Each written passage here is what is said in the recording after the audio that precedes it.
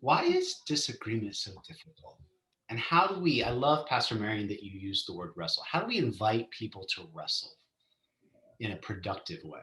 Because disagreement, we started this conversation with about the hurdle that is fear. So how do we invite people to wrestle? My way of doing that is to invite their perspective. Say, "Wow, I think we have a different idea, a different opinion about this. I am so curious about your perspective. I'd like to learn from you." And to me, that is the invitation that it's hard for someone to turn down because we all love to share what we think and our opinions. And if someone's asking you for that, what a gift it is. And if they listen to you, that's an even better gift. So to me, that's what works. Kim, how about you? What works for you? Well, Marian, I've just learned from you. I learned from you And I know because you you. do it. I've seen you do it. So how have you done it?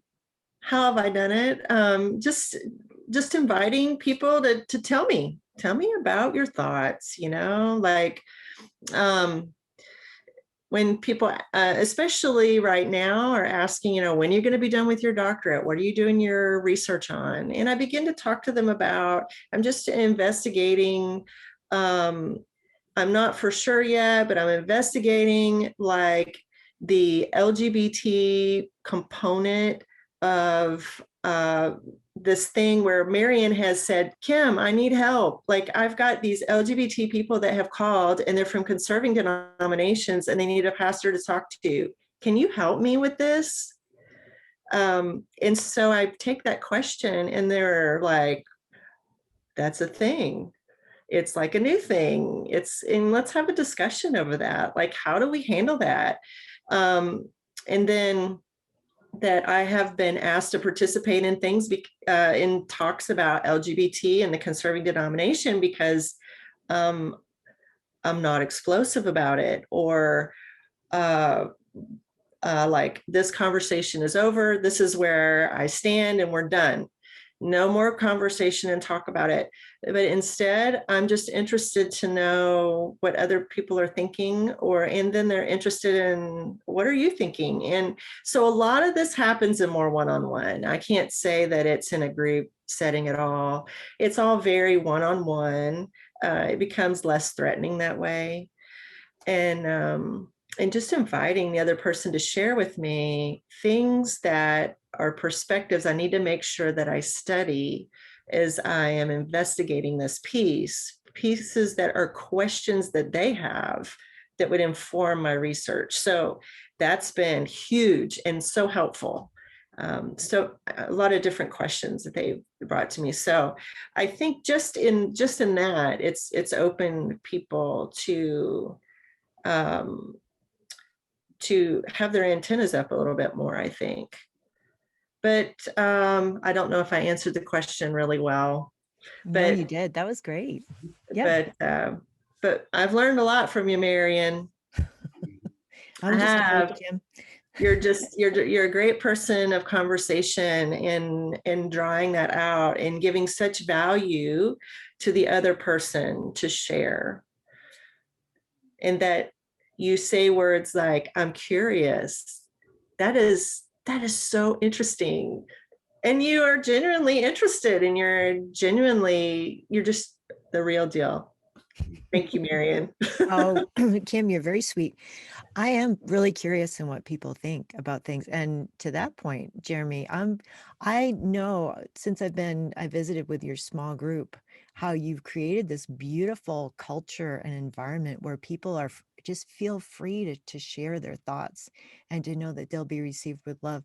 And I wonder how do you create that environment that it's such a gift? I have this like tiny DC garden in the back of my house. I mean, I'm from a farm in Indiana, so this little plot of flowers that I have is very small comparably. But about 6 months ago, I was in the garden just meditating, and the Spirit gave me this overwhelming sense of the phrase, keep your pride in check. And I posted it in my garden. It's been there for 6 months. Um, and our small group embodies that there's really a twofold way to reach out to folks. One, Mary, no one can say it better than you, that you are be genuinely interested in other people. Mhm. And the second part of that for me is, and when those emotions rise up unexpectedly, in particular, where you just like, kind of like when someone cuts you off in traffic and you're like, whoa, it's those sudden out of your depth feeling of offense. If it happens in small group or just on day-to-day life, we just make it a practice to turn inward and say, like, what pride is rising up that you can, in the name of loving people, not let it just escape, because we all have it. We all and how our individual prides will be offended is as unique as we are. And therefore we can't create rules. In the group we try and have rules, but the rules themselves become a trap, right? So we started with rules, and then this is the first semester in 3 years where you said, okay, we're going to not even use the rules in the beginning. The one rule we're going to have is just keep your own pride in check, and we won't check you. You just check yourself. When you have that feeling of like, that person said something so offensive to me, before you share that, like, turn inward, turn to God. And that's a chance to love someone by checking your own pride. And then when you check your own pride, we can all get to I call it the Marian level, where there's just this seemingly unending flow of interest in other people. Mm-hmm. But it begins with a little self-work. You have to do the self-work to enter these types of conversations, because as sure as there is gravity, if you enter these conversations, there's going to be moments. And I want to share quickly, like, one moment I've had. I live in DC. I'm a gay man, and I voted for Donald Trump, and that became such a source of shame for me. Such a source of shame that, like, my own pastor had to say, Jeremy, like, you need to be more transparent about the issue. This has become a spiritual issue for you. You're hiding. You've become ashamed. There's now fear. All the things we're talking about, it happens in the LGBTQ space, in the politics space, in the race space. It happens in so many spaces. And what we're talking about is just not unique to this conversation, although the trappings may be unique in this conversation, but this whole fear that someone will reject us for what we think, what we believe, our theology, who we voted for. We just have to be direct and attack in the group that everything, and we mean everything, is welcome here. I will say that I had not told the small group that I had voted for Donald Trump. And I remember in particular, there was one individual who said, when we were talking about what kind of group we want to be, and I hope that you can kind of get the context of the comment this individual made. This individual said, I want this to be a group where even if you voted for Donald Trump, you feel comfortable sharing that here. And for a group in DC, a gay group in DC, that's a powerful statement this individual made that says that everybody, no matter what we're known for, because we all get stereotyped, all of us, whether you're a conservative, a liberal, you're gay or straight, what kind of, you get stereotyped, and you just have to say, no matter how you've stereotyped me, I suppress my pride, and you're welcome. And you just keep that mantra going. And slowly over time, people will begin to be themselves. And then you'll see each other love each other. And all of a sudden, whatever we see going on in the media and the rhetoric that we hear, it becomes like, oh, we don't have to live that way. We can actually have the opportunity to live a whole new way. But we got to practice it, because for whatever reason, our culture is not teaching us this. And it's tangible. We can do this. I believe that we can do it. It doesn't have to be scary, although it is. It doesn't have to be taboo, although it is. Let's tackle what we can tackle, because to Pastor Kim's point, life can become messy anyway with things we cannot control. This we can control. How we treat one another, how we accept one another, we can control this. We can get this right. Yeah. Mm-hmm. I love that. That's beautiful. So, as we approach the end of our time together, I'm wondering what final thoughts we have to share for this episode. Kim, how about you?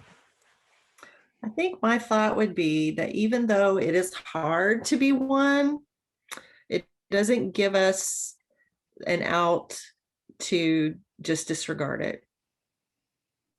just because it's hard. I mean, my heavens, after Jesus prayed for us to be one, he went straight to the cross and said, come and follow me. And so, but at the same time, his yoke is easy, his burden is light. So just because it's hard doesn't mean we're off the hook. We have to engage in this oneness. We have to go for it. I'm convinced if we don't, we're going to have such a limited life. It's going to there's not going to be like a depth and a dynamic and a richness to our expression of love for one another if we do not. Yeah, I love that. Life abundant. Jeremy, how about you? Any final thoughts?